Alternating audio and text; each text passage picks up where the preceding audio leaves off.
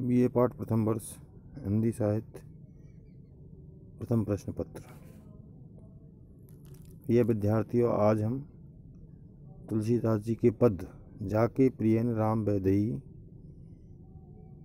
संख्या 25 की व्याख्या करने जा रहे हैं।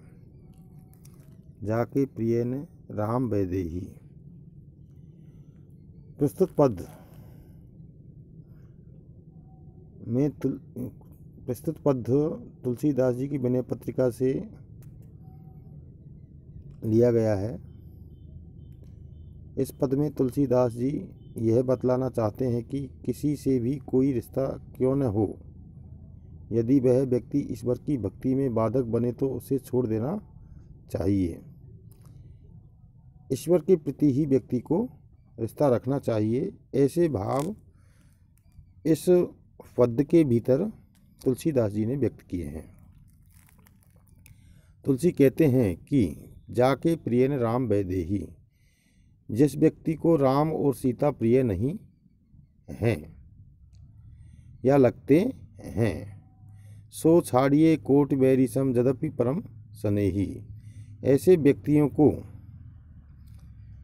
करोड़ों शत्रुओं के समान त्याग देना चाहिए, चाहे वो व्यक्ति हमारे कितने ही प्रिय क्यों नहीं हों। आगे तुलसीदास जी कहते हैं कि तजो पिता प्रहलाद विभीषण बंधु भरत महतारी। देखिए, प्रहलाद जी ने अपने पिता हिरण्यकश्यप को त्याग दिया था, विभीषण ने अपने भाई रावण को त्याग दिया था और भरत जी ने अपनी माता कैकेयी को त्याग दिया था। बलि गुरु तजो कंत बल ब्रज बनितनि भये मुद मंगलकारी। और बलि ने अपने गुरु शुक्राचार्य को त्याग दिया। ब्रज की महिलाओं ने अपने पतियों को भगवान के लिए त्याग दिया या ईश्वर के लिए त्याग दिया। यह त्याग जो है सदा कल्याणकारी सिद्ध हुआ है इन सभी के लिए। नाते नेह राम के मनियत सूर्ध सुसेव्य जहाँ लो। कवि कहते हैं कि यह त्याग जो है वो प्रसन्न और कल्याणकारी होता है। मित्र और पूज्य जितने भी रिश्ते हैं वे सब राम के प्रति स्नेह रखने वाले हों। नाते नेह राम के मनियत सुहृदय सुसेव्य जहाँ लो रखने वाले होने चाहिए, स्नेह रखने वाले होने चाहिए। अन्यथा ऊपर जो हिरण्यकश्यप रावण आदि के जो उदाहरण दिए गए हैं वे सब स्वयं तो भगवान का भजन करते नहीं थे, दूसरों को ही भजन नहीं करने देते थे, इसलिए ऐसे हो जाएंगे। अंजन कहाँ आँख जही फूटे, कब हुक कहो कहाँ लो। तुलसीदास जी आगे उदाहरण देते हुए कहते हैं, आँखों में लगाया जाने वाला जो काजल है उससे अगर आँख फूट जाए तो वह काजल किस काम का। तुलसी सो सब भांति परम हित, पूज प्राण ते प्यारे। उसे तो फेंक देना चाहिए। देखिए, तुलसीदास जी कहते हैं कि और मैं कितना वर्णन करूं या और अधिक कहने की आवश्यकता नहीं है। वे कहते हैं कि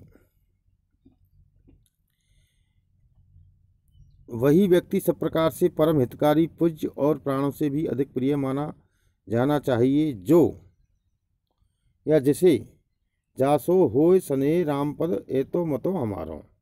जिस व्यक्ति को श्री राम से स्नेह हो, ऐसा जो मत है वो हमारा है।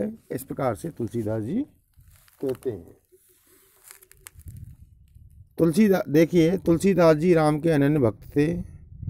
उन्हें राम से अधिक हितैषी कोई दिखाई नहीं देता था। जो राम भक्ति में बाधक हो उसे तुलसी छोड़ देना चाहते हैं, या उन ऐसे व्यक्ति से तुलसी का कोई लेना देना नहीं था। यही राय तुलसी दूसरों को भी देना चाहते हैं। अगला पद है 26वां। या 10वां, मन पछताइए अवसर बीते। मन जो है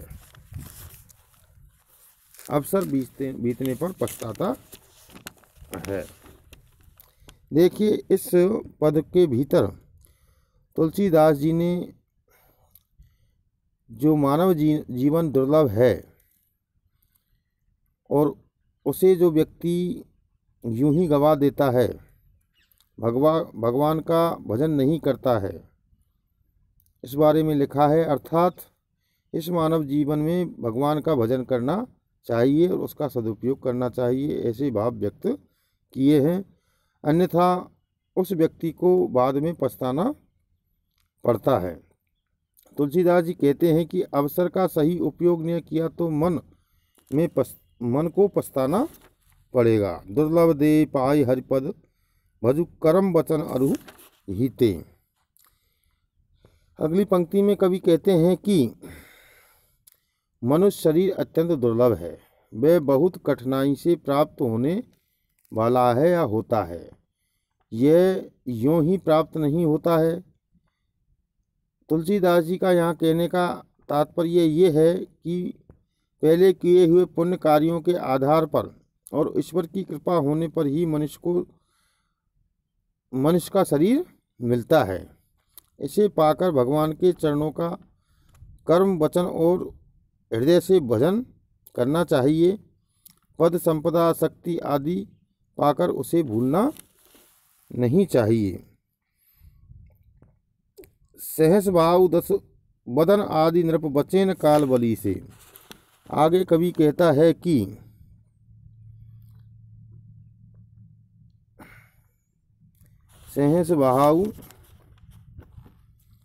सहस्त्र भाव और रावण जैसे शक्तिशाली राजा जो थे या हुए हैं, वे भी इस काल चक्र से नहीं बच पाए हैं या काल से नहीं बचे रहे हैं। उन्हें भी संसार से जाना पड़ा है।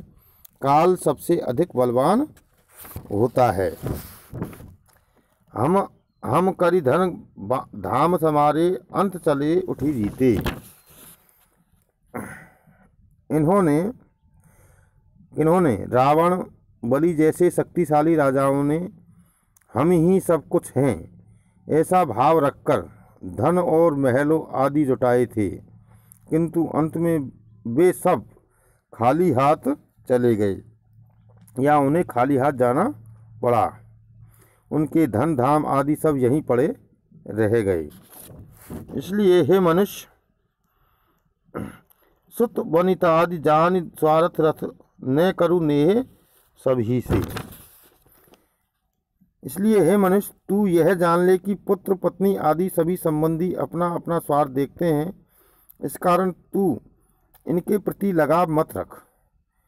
ये सभी स्वार्थी हैं और स्वार्थ के कारण ही तेरे साथ चिपके हुए हैं। अंत में ये सब तुझे त्याग देंगे।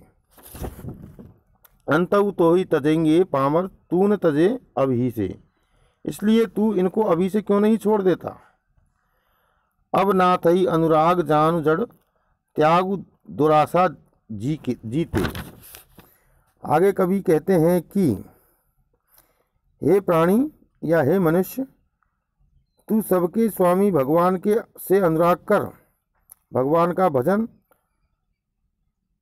कर और सांसारिकता में लिप्त न रहे, जिससे तुझे जड़ता प्राप्त होती है। हे मनुष्य, सचेत प्राणी होने के कारण सोच समझकर काम कर। तू जाग जा और जड़ता को छोड़ दे।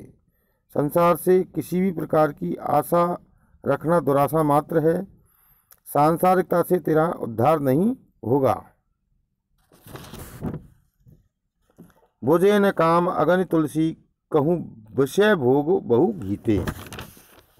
जिस प्रकार घी पड़ने से अग्नि और बढ़ जाती है, उसी प्रकार सांसारिक जो विषय हैं उनके भोग करने से इच्छाएं और बढ़ जाती हैं, वो तृप्त नहीं होती हैं, बढ़ती जाती हैं। जब इच्छाएं कभी तृप्त नहीं हो सकती तो इनमें तू क्यों लिप्त रहता है। इस पद के भीतर कवि ने भगवान का भजन करने पर जोर दिया है और सांसारिक आसक्तियों में को छोड़ करके और भगवान के भजन में निर्लिप्त रहने का संदेश दिया है। अगर कोई व्यक्ति ऐसा नहीं करता तो उसे बाद में पछताना पड़ता है। इसलिए समझदारी यही है कि इस काल चक्र को समझ करके उसे छोड़ देना चाहिए। तुलसीदास जी ने मनुष्य जीवन पाकर भगवान का भजन करना ही सब प्रकार से कल्याणकारी माना है। सांसारिक विषयों के प्रति आसक्ति ईश्वर भजन में बाधक है, ऐसा भाव व्यक्त किया है। वे ईश्वर के अतिरिक्त सभी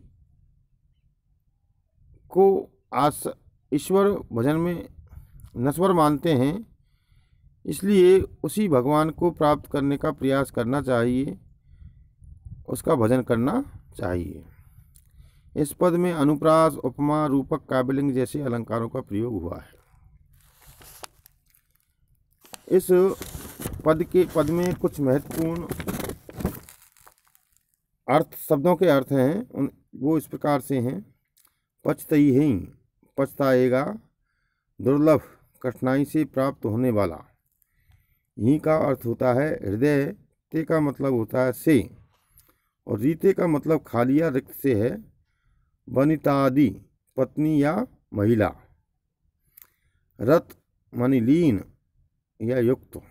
करु का अर्थ होता है करो, और अंतहु, अंत में। पामर मानी नीच या पापी। अनुराग मानी प्रेम। जानू, जाग जा या सचेत हो जा। जड़, निर्जीव। दुराशा मानी बुरी आशा। बहु मानी बहुत। तो इस प्रकार से इसमें ये कुछ शब्दार्थ भी हैं जिनका अर्थ इस प्रकार से था।